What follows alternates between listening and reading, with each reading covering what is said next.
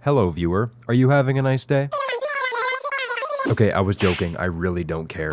Because now I'm gonna tell you about the horrible day that I was having. Hypothetical situation. You have a bathroom, a beautiful bathroom. You have sunk lots of time, money, blood, sweat, and tears into this bathroom. The toilet seat cover, the reusable toilet paper, the decor. It's all perfect, just the way you want it. As if your situation could not get any better, you're now receiving a large promotion at work. It's amazing. You're so fucking excited. Well, too bad, chuckle nuts. In the dead of night, several goons break into your house and smash your precious bathroom to pieces.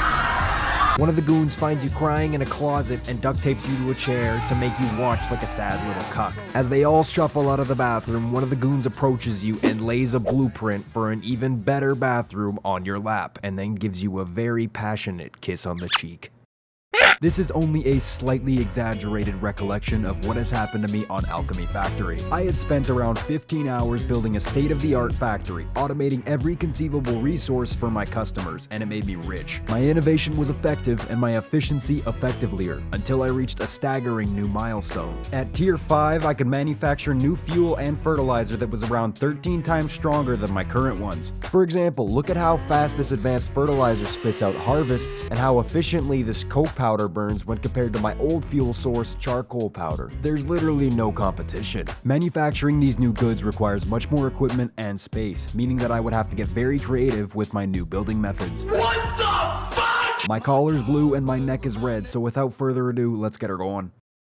If you watched my last video, you would know that I left it off feeling very defeated. Rewiring my entire factory using this new fuel was going to take a lot of time, and I was going to have to delete a bunch of shit. There was much that I needed to do, but before I got started, we needed to look at my most glaring problem about my current factory, and that is the space. Here's my Vitality Potion factory. It's beautiful, it's symmetrical, it's inefficient. Holy fuck, look at how much horizontal space this takes up. Look at all the empty space above it. When charted out, I can deduce that the 3x9 area that the factory takes up is fucking cringe and unacceptable and fucking... You see, Alchemy Factory is not like other factory games. You do not have a massive open world to put your factory on. You're limited to this tiny fuck-ass plot, and you have to use your space wisely. The best factories are ones that are built vertical, compact, and expandable. I have absolutely no idea how to do these builds. I kinda just started placing shit and hoping for the best. Ladies and gentlemen, feast your eyes on my first iteration of Verticality, Gilbert. Gilbert was my first creation, and he produced coke powder at a rate of around 30 to 40 per minute. Gilbert was functional, but barely. He stank up the factory and he scared away the kids. Gilbert also had a tendency to get high on his own supply. Coke powder requires an insane amount of heat to produce, so it's only natural that I use the coke powder to create the coke powder. Coke powder is a very important resource, and it's used in a lot of different recipes, so I was gonna have to do a lot better than Gilbert if I wanted to expand. I created a couple small charcoal stations and then created my new coke machine, Chungus. Where Gilbert produces all the products he needs under his own roof, all Chungus needs is a simple line of charcoal powder, and he will start producing more coke than a tweaker getting their fingernails pulled off. Chungus also has something that Gilbert does not have: drip. I mean, just look at him. He's so perfectly compact and gorgeous, I fucking love him. Okay, so I have spent far too long talking about coke powder and stupid ass blueprint names, so it's time to move on to the next obstacle, steel. Steel is a very rigid and important material for lots of structures, components, and machines. Steel is created by combining iron with, you guessed it, coke, where it is then heated up in an athanor with, you guessed it, more fucking coke. Not only does steel consume as much coke as Trainwreck's TV, but there's a 25% chance that the craft succeeds and a 75% chance that the devs tell you to go fuck yourself. So I doubled my coke output and then created a steel machine named Gilb Chung. Not to be confused with the Chinese surname, Gilb Chung was named in honor of the late Gilbert and my sweet summer child Chungus. If you're getting tired of these stupid blueprint names, good, because this shit isn't funny anymore and it was really confusing to look at while I was playing. My steel production was on the rise, but it was painfully slow. I had split the production output, so half went to creating steel gears and the other half went into storage for later use. I would be requiring quite a significant amount of steel for future builds, so to prepare for this I did absolutely nothing and would be slightly short on steel for the remainder of this video. God fucking damn it. While there wasn't a whole lot I could do with this steel now, just wait, I'll get a chance to use it later, I promise. We created that steel machine so fast that we're already going on to the next component. If we keep up at this pace, we could be... So this next component is advanced fertilizer, and it's definitely the most important one of the bunch. I haven't given y'all much insight into what happens in the core of all my machines, so this one should be a bit more eye-opening for you. Stone arrives through a portal, and at the same time, an enchanted log also arrives through a portal. Where did we come from? Why are we here? The stone is crushed, and the log is processed. The crushed stone is then smelted to create quicklime, while the excess wood from the log is thrown into a landfill.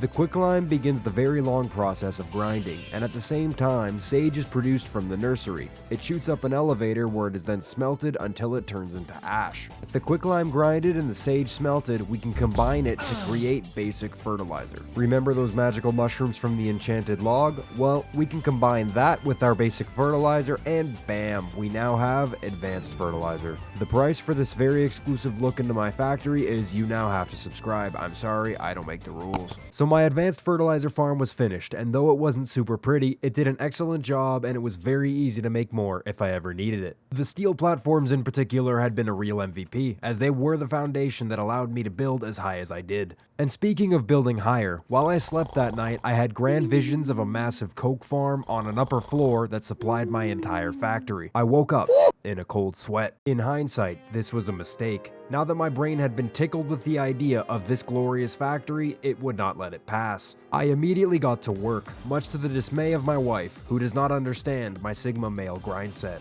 Do you remember how I said that I would be moderately short on steel for the rest of the video? Well, that would be true if I wasn't a fucking boss. This new coke factory jumped my steel production enough to be viable for a very long time, and it looked really fucking cool. I'd gotten quite good at building through my many hours of playing on Alchemy Factory, and this coke factory was honestly kind of a fucking breeze. My factory was so effective that I got served with fan mail from the United Nations about how well my factory was depleting the ozone layer. I hooked up the coke powder to my factory's network. Other than the boost in steel production though, it wouldn't make a massive change just yet. However, it did mean that for the foreseeable future, I wouldn't have to worry about fuel production for any of the machines that I made, which was pretty awesome. I also conveniently had just enough space on this new floor that I made to begin working on my next creation, Jupiter. Jupiter is a complex, time-intensive, diverse trading good that can be sold for a gargantuan amount. You can also use it at a knowledge altar to gain additional experience. The Jupiter doesn't cost a large amount of money to make. In fact, it uses very simple early game components found here. So you know, chump change for your boy. My Jupiters are crafted in a shaper that gradually crafts it over time, at a rate of about 10% a minute. This machine was easily the best one I've made so far. It has very easy and organized inputs, it's nice and compact, and I was very easily able to expand it to take up the rest of my top floor. The only inputs that I require for this machine is coke powder, fertilizer, and money.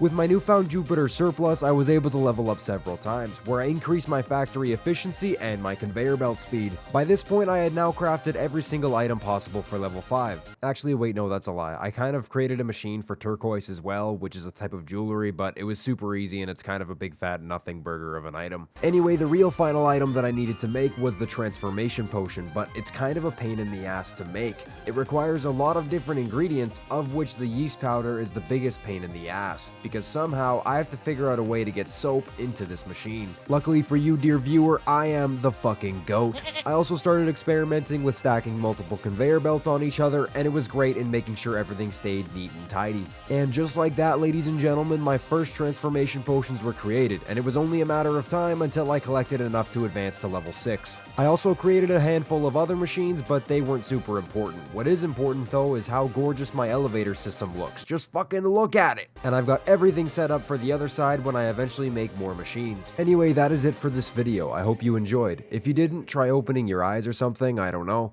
If you like this video and you haven't seen my last one, I'm going to put a card on screen for you to go watch it. I highly recommend it. The video did super well. Be sure to like and subscribe if you haven't already. It seriously helps me a lot. I should have another video out in about a month or so. These take time. Oh, and thanks again to my guy Gabe for making this thumbnail again. It looks great. He kicks serious ass. Go check him out. You already know what the thumbnail looks like, but this is the grand reveal that turns into a Ford F-150 for some reason. But it also helps my video get to 10 minutes, so that's pretty nice. Holy shit. Oh my god, there's the thumbnail. Crowd goes wild. Shock Pikachu face. Ah!